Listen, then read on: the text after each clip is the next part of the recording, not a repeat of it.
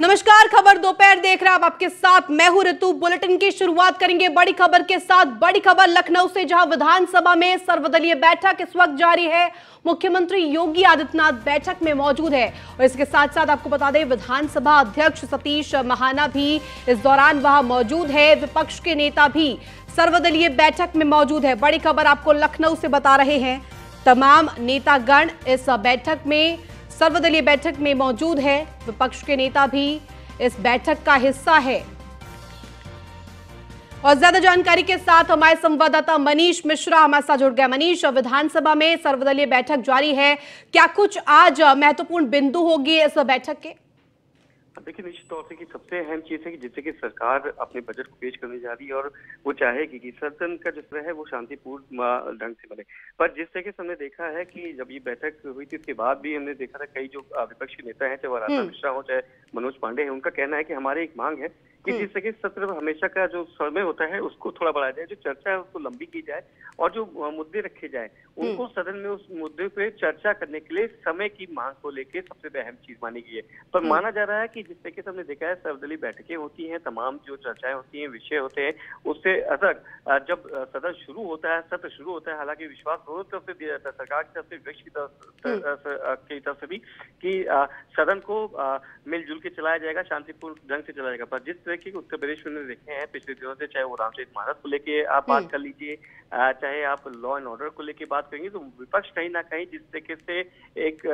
शिकंजा कसते हुए नजर आएगा कि सरकार को घेरने की कोशिश करेगा, उसी मनीष, क्योंकि विपक्ष के नेता भी इस सर्वदलीय बैठक का हिस्सा है, क्या कुछ मुद्दे विपक्ष की तरफ से उठाए जा सकते हैं इस बैठक में?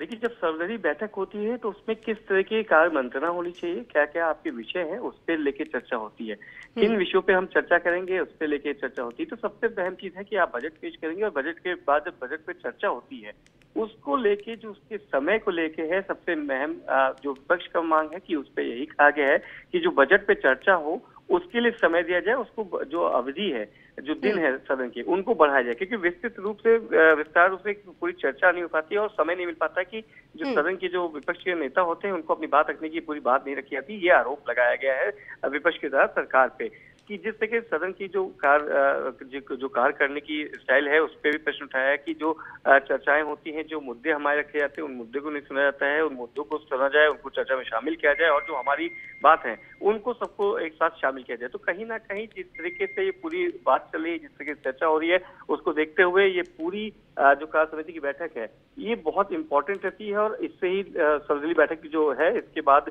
अब माना जाएगा कि आगे की रणनीति के लिए जब अपने अपने दल अपनी बैठकें करेंगे तो उसमें किस तरीके से सरकार को विपक्ष घेरने की और विपक्ष सरकार को घेरने की रणनीति बनाएगी। और कल ठीक है मनीष, आप बने रहिए, आगे भी आपसे अपडेट लेंगे।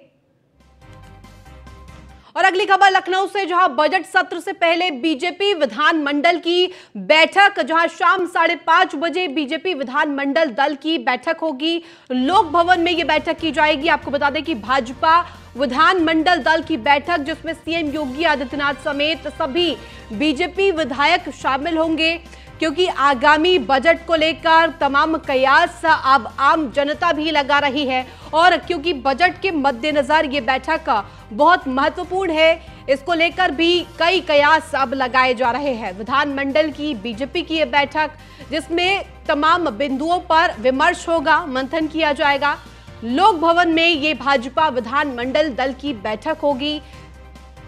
और मनीष मिश्रा हमारे साथ संवाददाता बने हुए हैं। मनीष, क्योंकि विधानमंडल की यह बैठक भाजपा करेगी, जहां दल की बैठक में खासतौर पर बजट पर फोकस्ड ये बैठक होगा, क्या कुछ बजट को लेकर प्रावधान उठाए जा सकते हैं, क्या कुछ बजट में शामिल हो सकता है जिससे कि जनता के हितों में इस बजट को पेश किया जा सके? देखिए, विधानमंडल दल की जो बैठक होगी तो उसमें सबसे बड़ी चीज दी जाती है किस तरीके से आपको जो विपक्ष के वार होगा उसको किस तरह से आपको झेलना है, किस तरीके से विपक्ष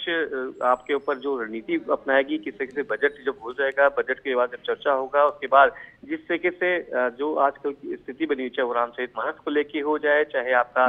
अभी कानपुर देहात का जो घटना हुई थी उसको लेके, कहीं ना कहीं विपक्ष सरकार को घेरने की रणनीति बनाएगी। उसी को लेके विधानमंडल दल की बैठक बुलाई गई, जो मुख्यमंत्री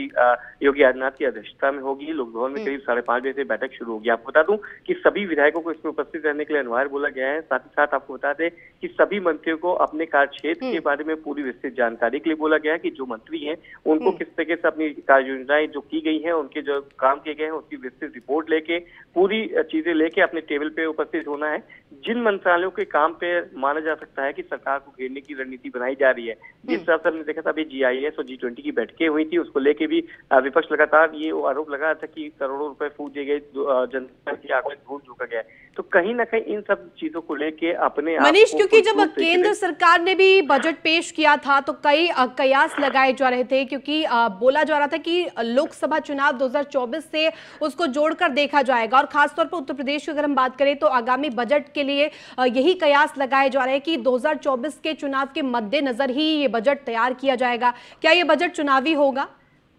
देखिए, अगर आप बात करेंगे कि अगर उत्तर प्रदेश के इस बजट की बात करेंगे तो पूरी तरह से लोक भवन आप कह सकते हैं कि नहीं हो सकता है, पूरी तरह से लोक भवन की तरफ से नहीं हो सकता है। हाँ, चुनावी बजट, क्योंकि प्रदेश का बजट है, ये आप उसको चुनावी बजट नहीं कह सकते, क्योंकि लोकसभा का चुनाव है और उत्तर प्रदेश सबसे बड़ा अग्रणी प्रदेश माना जाता है। अगर आप सीटों के हिसाब से देखेंगे, आप जनसंख्या के हिसाब से देखेंगे तो लोकसभा सीटें आती है और सबकी नजर उत्तर प्रदेश पे रहती है जब चुनाव की बात आती है, आम चुनाव की बात आती है। क्योंकि अगर उत्तर प्रदेश का दिल जीतते हैं तो आप दिल्ली में आप काबिज हो सकते हैं, दिल्ली का रास्ता आपके लिए साफ हो जाता है। इसलिए उस चीज को मद्देनजर वो यकीनन उसमें कहीं ना कहीं आपको एक सॉफ्ट कॉर्नर जरूर दिखेगा कि जिस तरीके से चाहे वो किसानों की बात हो जाए, चाहे महिलाओं की बात होगी, चाहे युवाओं की बात होगी, और जिस तरीके से अभी हमने GIS का आयोजन देखा था, GIS 2023 का आयोजन देखा था, जिस तरीके से तमाम